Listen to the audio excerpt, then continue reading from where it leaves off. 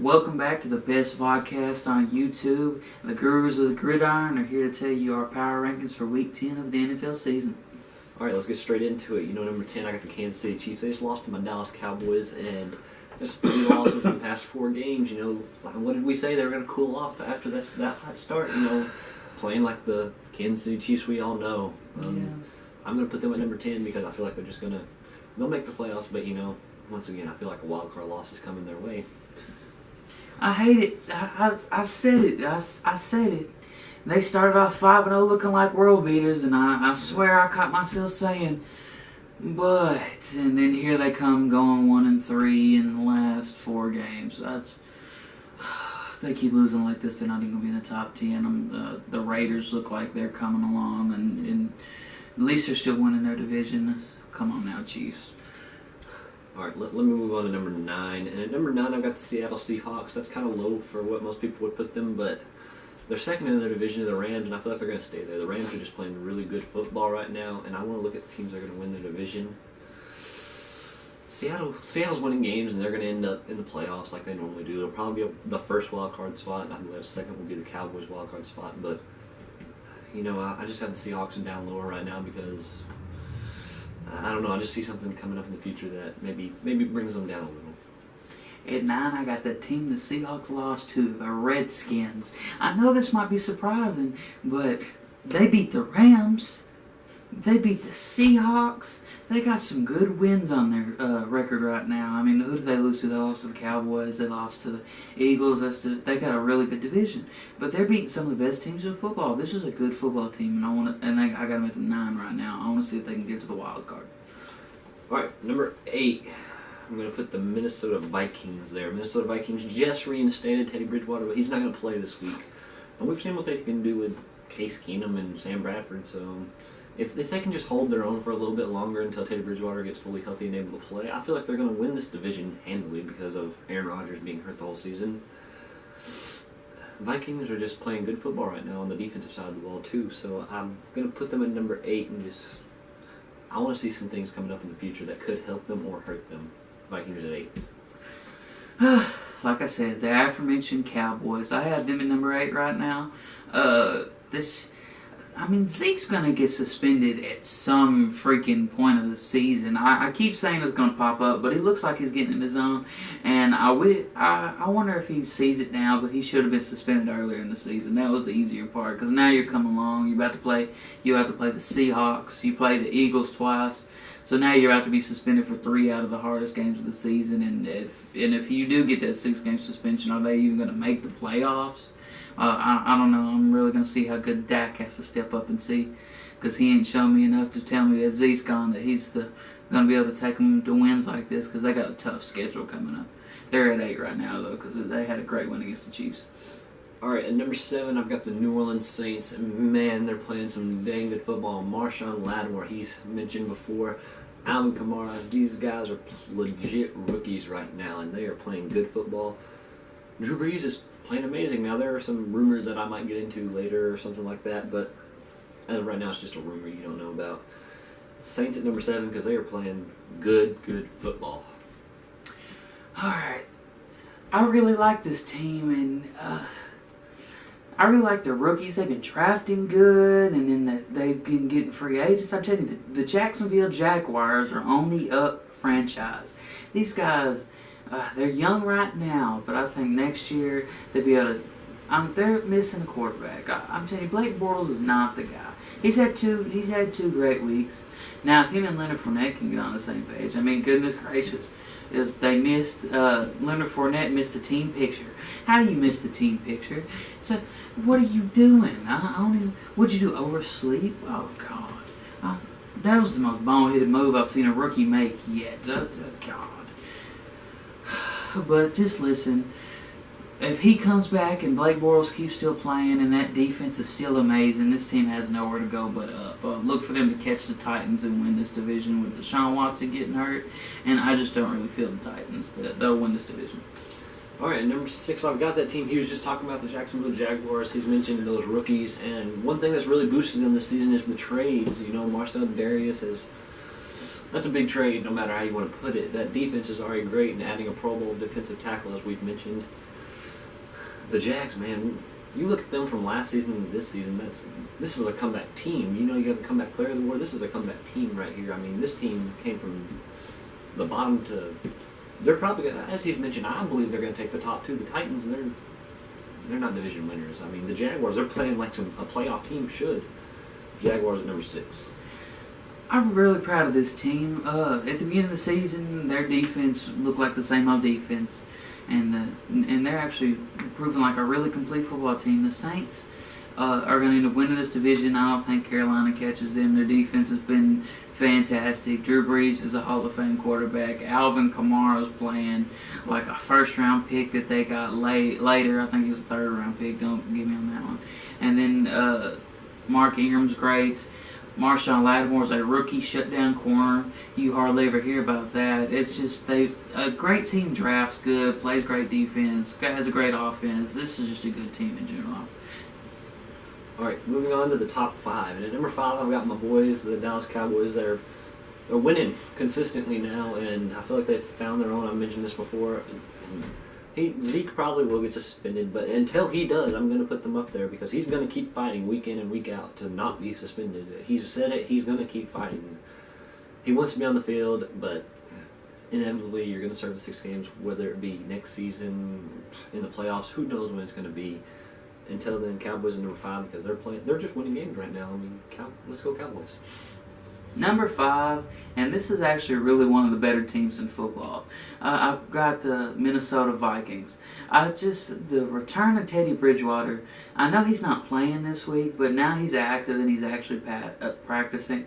And I remember when the news came out last year or at preseason or beginning of training camps, and he tore basically everything in his knee, and the pictures I saw was grown men crying. You don't really see that. And it's because you might be thinking, Teddy Bridgewater wasn't amazing. Why are they so down about that? That was their freaking leader. They lost probably one of the best players in their locker room right now. And when you get that presence back in your locker room, and I think this is going to do tremendous for them. They already have a great defense. They got one of the best running attacks in the game. Zimmer really has them coached up, and I think Teddy Bridgewater, if he comes back the player he was, this is a really good contender. This is a great team. All right, let's go number 4. Number 4, I've got the New England Patriots, and I've got them lower this week because, I mean, they're playing football, but it's not the Patriots that you know. I mean, this looks like a team that might not even make the Super Bowl like they normally would. I mean, the Steelers are putting up a fight against them. I mean, the Raiders are looking like a completer team now. I mean, the Raiders can put up a fight now. Don't count them out. But the Patriots, that defense is what questions me. And he's mentioned it before. The defense, it's not a Super Bowl contending defense right now. So I'm going to put them at number 4 for Week 10 of the NFL season. Well, I agree with you completely. I had them here last week. They had a bye. They haven't moved. They're at 4 for me. And their defense has improved, going from 30 points allowed to 13 points allowed. And you might think that's freaking amazing. But I'm telling you, if offenses can move the ball, then they're going to get, even if it's 3 points, that's still demoralizing. And then Tom Brady has got to go score, and that O-line's trash. So the more Tom Brady's out there, the more likely he gets hit. Now you trade your backup quarterback, and do you want Brian Hoyer out there? I'm a Niners fan, and I didn't want Brian Hoyer out there. Here's how this is going to go, and I'm not, knock on wood, the defense just gets zipped out, and you go touchdown, field goal, yada yada, whatever happens. Even if it's a 3 and out, Tom Brady gets out there. He's gonna get hit. What happens if Tom Brady gets hurt? I'm telling you, this O-line hasn't proved a darn thing to me. This defense is still giving up yards and points, even though it hasn't recently.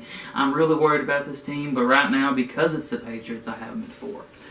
All right, moving on to the top 3. At number 3, I've got the Pittsburgh Steelers, the AFC team. You look at that combination of Big Ben, Antonio Brown, and Le'Veon Bell. That's a big 3 that people dream of. And like he's mentioned before, Juju Smith-Schuster, the rookie they drafted, Martavis Bryant, someone they drafted. They draft good receivers, and I'm gonna take that quote from him because you look at these receivers, and each one of them has been having good weeks. Antonio Brown is the superstar there, but Juju Smith-Schuster catches a 97-yard touchdown pass. What? But the Steelers, their defense is playing better, their offense is looking good, and ever since that Jaguar game, Big Ben has looked almost flawless. Steelers at number 3. Well, when it comes to the best teams, we're all going to have very similar things. That's why I have the Steelers there as well. And it's more because they had a bye week and they really didn't have anything to show to me. But like he said, when you have a consistent Hall of Fame quarterback, he had one bad game. That's true against the Jaguars. But ever since then, he's got all these weapons. Juju Smith-Schuster's come on. Martavis Bryant's going to be a little level-headed, I hope, because Mike Tomlin's not a bad coach, so I hope he has a little more leveled out. Le'Veon Bell is averaging like the most yards per game of any player. I mean, he's just been going crazy these last few weeks. Antonio Brown's Antonio Brown. These guys have the skill positions to get there. They have a good O-line. They got decent tight ends. Their defense is tremendous. I mean, Joe Hayden was such a great addition for them, and they got a pass rush, and they're just a great coach football team. This is a very good all-around football team, and I see them beating the Patriots or anyone that comes to it. These guys could very well make the Super Bowl. All right, top 2 teams in the NFL. I've got number 2, the Los Angeles Rams, and you can't really argue with this point. The Rams are playing good football after a blowout, an absolute blowout against the team they just played, the New York Giants. I mean, the New York Giants aren't very good, but you look at this, putting up 51 points is impressive no matter who you play. And that team with Todd Gurley and Jared Goff, oh my goodness. And that defense is playing pretty good football. The Rams are just playing good football. There's no other way to say it. That's why I have them at number 2. Like I said, we have the same exact teams in the top 4. The Los Angeles Rams have been the darling of the NFL season. I'm telling you, Sean McVay if he doesn't get Coach of the Year, God, I don't know who's going to. You went from Jeff Fisher, who was, we'll get to 8-8 at best, to these guys are looking like, oh man, one of the best teams in the freaking league. I mean, should Jared Goff be an MVP consideration? He's playing that good. Coming off a bye and putting that much of a beat down. I know it's a bad team, but it's still a pro team, and they just made him quit.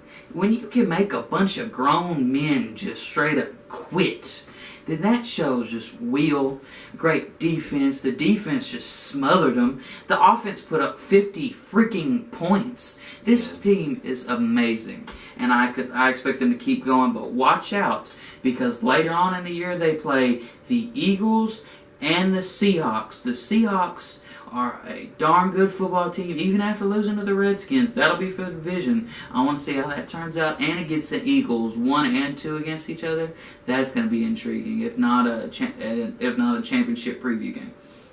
All right, guys, top team in the NFL. I'm not even going to try to hype this up because we all know who it is. It is the Philadelphia Eagles for the 3rd week in a row. Also putting up 51 points. I mean, against a better team, a team that's known for their defense. Putting up 50 points on a team that's known for their defense is almost unheard of. You look at Carson Wentz and running away with that MVP race, if in my consideration, and then Jay Ajayi just jumps in there week 1 and takes over a 46-yard touchdown rush, his first rush for as an Eagle. Wow, and that defense is just all over the place. I don't even know what to say. Eagles. It's almost hard saying that they're not going to be in the Super Bowl unless they get upset in the playoffs. But right now, if I had to put someone in the Super Bowl, it's the Eagles because they're playing the best football I've seen in a very long time. Fly, Eagles, fly. I mean, I can't say that I've already said. Oh, wait, I have. I said Carson Wentz was going to win MVP. I said the Eagles were going to get in the Super Bowl weeks ago, and they're just proving it and keep going on. They're going to a bye, and I know you're like, dang, they're going to a bye, and we can't really even see them this week. Well, I'm telling you, these guys just put 50 points on, statistically, the best defense. What I just said about the Rams is a little different because the Giants are the Giants, but they just make the Broncos quit. They're supposed to have 3 shutdown corners. They're supposed to have Von Miller, one of the best defense. It looked awful. I mean, I was worried about the right tackle being gone, and they just put up touchdown after touchdown after touchdown after touchdown after touchdown. I mean, Corey Clement out of Wisconsin just put up 3 touchdowns against them. What? It wouldn't Alshon Jeffrey, who also had 2 touchdowns. Like he said, Jay Ajayi had a touchdown. Carson Wentz threw for 4 more touchdowns. This guy has 23 touchdowns on the year. He's the runaway MVP favorite. I don't care if you're an Eagles hater or not. He's a Cowboys fan and says it. These guys are the clear cut. I want to see them off a bye. I want to see them next week and see it. Because, like I said, a tough schedule continuing. They still got to play the Rams and the Cowboys twice. I mean, I'm not the biggest Cowboy fan, but I will say they're coming along. And if Zeke is there, that's going to be a game to circle twice. I mean, they play in week 17, and then they play him November 11th. 2 weeks or a week from Sunday after that, they'll play the Falcons and the Eagles. Okay, yeah. So that's something to keep your eye on. But right now, Eagles have definitely been the most dominant team in the NFL. All right, guys. As you've seen, our rankings have changed week and week. I mean, the Chiefs were number 4 when we started this, and now look where they are. They're about to drop out of the top 10. Cowboys weren't even in his top 10. Now they're squeezing up to number 8. So these things can change every week as they do. So always check in for the next one and the next one and the next one, all the way until week 17, and then we'll start our playoff predictions, which is what I'm really excited for. I'm getting ready for them playoffs once we're in week 10. That's all I have to say. You got anything to say, man? Sounds good to me. I mean, as you can tell, if you've been keeping your eye on us, we know what we're talking about. We just want to get you a little smarter in football. Now, go tell your friends if they think they know a little football. Go ahead and hop on the channel. We love hearing from you guys because you might know something we don't, which is highly unlikely, to be honest. As long as you keep an eye on this channel, you'll know anything you need to know. Guru signing off.